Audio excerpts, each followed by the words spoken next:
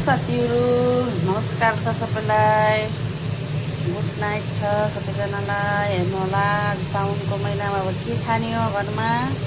यहाँ आलु बोइल गरेर राखेको छु, यो काटेर राखेको छु यत्रो पिस गरेर। अरू यहाँ हेर्नुहोस् मटर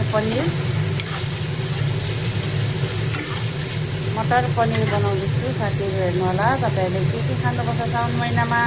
लसुन प्याज नहालिकन बनाएको साथीहरू। लसुन प्याज माछा मासु खानु छोडेको छु।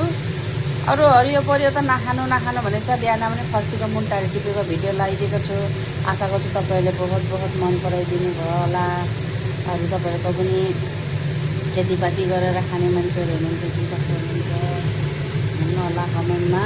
हेर्नु हाम्रो त अब अलिअलि फर्सीको मुन्टा भाततिर लगाएको भइरहेको छ। बहुत खायो योपालि फर्सीको मुन्टाहरू नि। अब सकिन्न, हरियो परियो नखानु भन्छ, हरियो परियो नखाए अब सकिँदैन। त्यो भनेर कुबिन्ड र बैगुन चाहिँ खाएको छुइनँ, अरू त सबै कुरो खाँदैछु।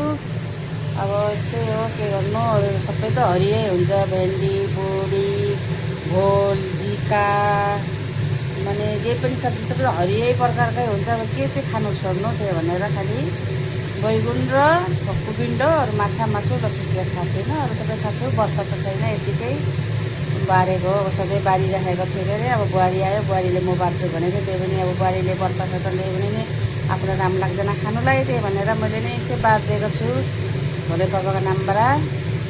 हेर्नु होला, कमेन्टमा भन्नु होला मेरो पनिर मटर पनिरको रेसिपी कस्तो लाग्यो तपाईँहरूलाई।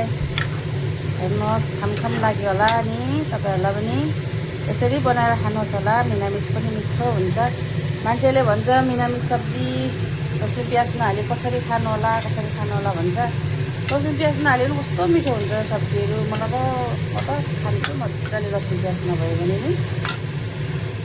लसुन प्याज नभए भने मलाई त जान्छ घाँटीबाट साथीहरू। हेर्नु होला तपाईँहरूले पनि कमेन्ट गरेर भन्नु होला मेरो मटर पनिरको रेसिपी कस्तो लाग्यो, आलु हालेर बनाएको।